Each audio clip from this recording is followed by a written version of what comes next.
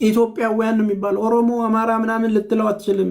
የሚተነትኑልህ ኢትዮጵያ ነው። ስምን ሲነሳ በጋራ ነው። በማይመለከት አንድ ሰው ላደረገው ነው ስንት ሚሊዮን ማህበረሰብ የሚሰደበው ወንድሜ።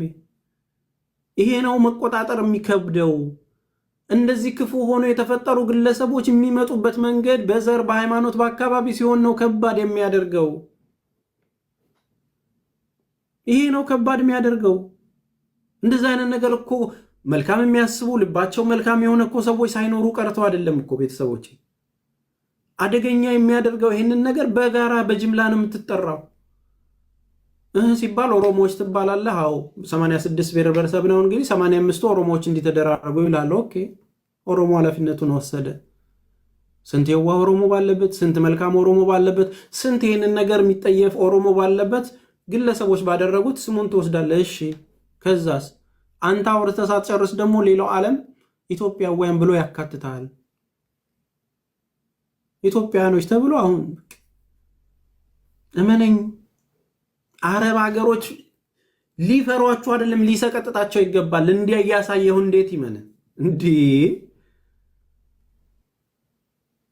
እንዴት ነው የሚያምንህ ነው ምነግርህ እኮ ኢትዮጵያዊ ሰራተኛ ነኝ ብላ አንገቷን ደፍታ ልትሰራ የመጣችውን እህት እንዴት ነው የሚያምናት? እዛ ያለው የሚመጣው እንደዚህ ካደረገ እንዴ እነሱ ስንት ሰው ነው ስንት የአረብ ልጅ ህይወትን ያሳጣ? ስንቶቻችሁ ናችሁ አሰሪዎቻችን ህይወት የቀጠፋችሁ? የሞት ፍርድ የተፈረደባችሁ ስንቶቻችሁ ናችሁ? ለስራ ሄዳችሁ መከራ ውስጥ ገብታችሁ ማይሆን ነገር ወስናችሁ እድሜ ልካችሁን ዋጋ ስታስከፍሉ አሁን እንትኗ ከእንትና ጋር ተኛች እንኳን ኢትዮጵያን አልሆነች ምናምን ብላችሁ በሆነ ሴት ልጅ ላይ ከአረብ ተኝክታ ምናምን ቪዲዮ ተቀርጾባት እንደዚህ ያረገቻት አረቧ ለዚህኛውስ መልስ አለ? ያቺስ አንድ ግለሰብ ነች ሄዳ ተኝታ ምናምን ስሜቷን ለማርካት ምናምን ተብሎ ይሸፈንልሃል። ስራ ፈልጌ ነበር ብለህ ስትጠይቃት ከየት ነው የመጣሽው? እኔ ኢትዮጵያዊ ነኝ። እናንተ እንደዚህ የምታደርጉ ሰዎች ነገ ለኔም ኖ ይቅርብኝ፣ ፊሊፒን ያምጣልኝ፣ ኔፓል ያምጣልኝ ይላል። ያ ብቻ አይደለም። ዜናውን የሰማ ሰው ሁሉ እቤት ውስጥ ያሉትንም ስንት ዓመት አጎብድደው ጎብጠው ፀሐይ ሳያዩ ስራቸውን ብቻ የሚሰሩ እህቶችንንም ነው የምታሸማቀቁት። አያችሁ እንደዚህ የተደረገውን ነገር። ይህንን ነገር ቪዲዮ ተላከልን ለመላክላልኩ እኮ ምቀኛ ስንት ሰው እኮ አለ። በአረብኛ አስተርጉሞ እኮ የሚሰራ እኮ ስንት የሀገር ጠላት አለ። እንደዚህ ናቸው እነሱ ተጠንቀቁ ብሎ እንትን ለማለት እኮ በቃ አንገትን ትደፋለህ። ምን አባህም አታመጣም። ዲጂታል ዘመን ነው። በአረብኛ አስተርጉሞ ቪዲዮ ይሰራልሃል። የሀገር ጠላት እርስ በርስ ሊያባላን የተዘጋጀ ስንት መከራ ባለበት ሀገር ውስጥ እንደው አሁን እነዚህ ነገሮች እንደው አይምሯችንን የያዙ ስንቱ አድፍጦ ሊጥልህ ሀገርህን ሊያወድም መከራ ሊያመጣብህ የተዘጋጀ ስንት ቅድ እያለበት ሌላ መከራ።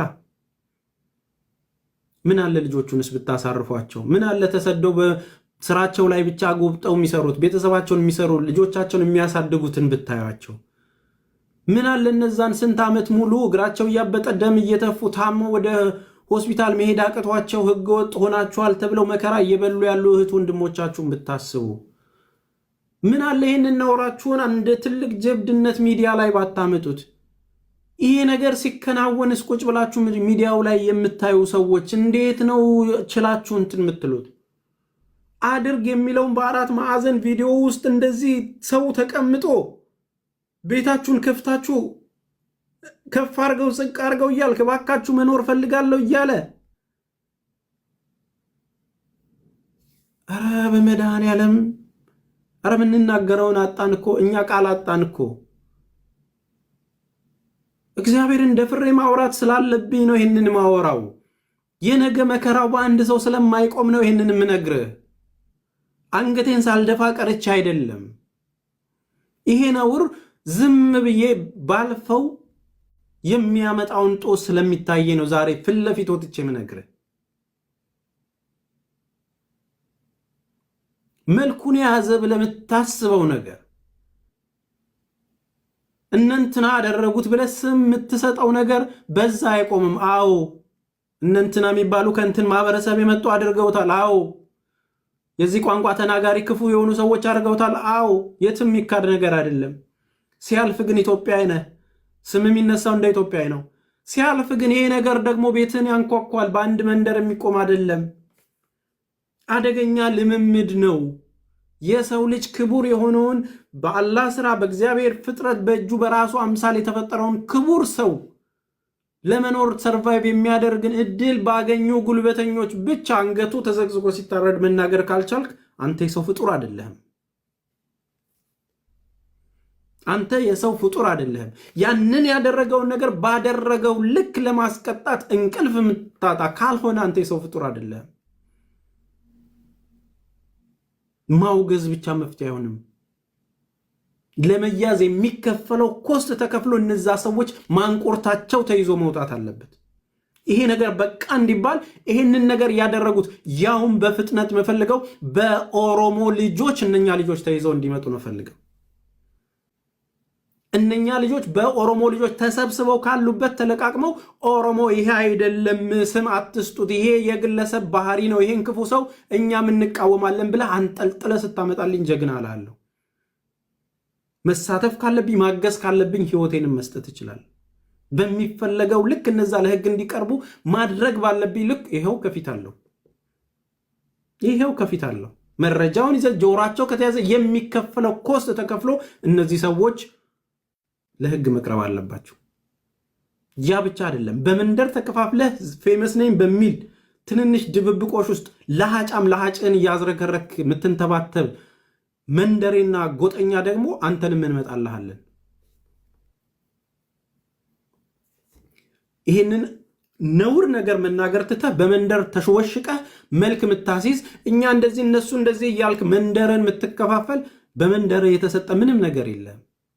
የትም አባ አላገኘውም። ወለጋነት፣ ሐረርነት ምናምን ከየት አባ መተው ነው? እዛው ተወለድክ፣ በቃ ሐረር የተባልክ ተሰጠ።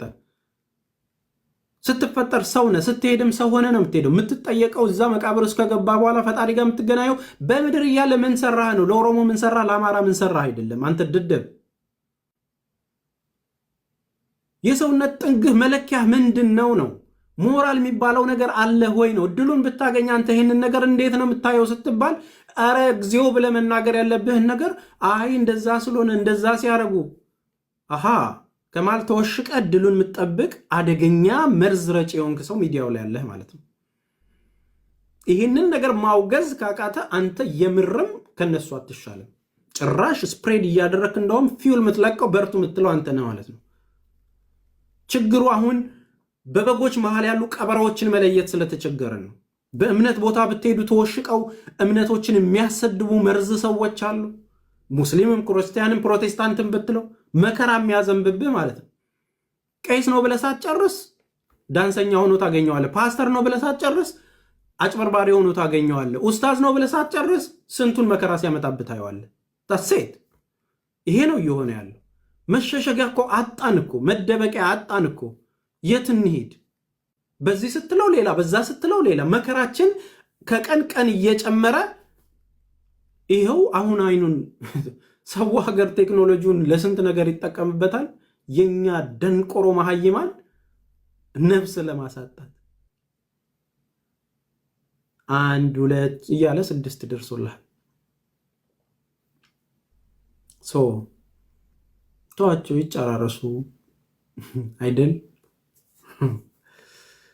ወንድሜ ምን ነው በእንቁላሉ ጊዜ በቀጣሽኝ እንዳይመጣ እነዚህን መርዝ የሰው ፍጥረት ስብዕና የሌለባቸው ክፉ ሰዎች ታርጋ መስጠቱን ስተህ ህሊና የሚጠይቀውን ድርጊታቸውን ተቃውመህ ጆሮአቸው ተንጠልጥሎ ሳይውል ሳያድር ከምንም ጉዳይ በፊት መሆን ያለበት ይሄ ነው። ከምንም ጉዳይ በፊት።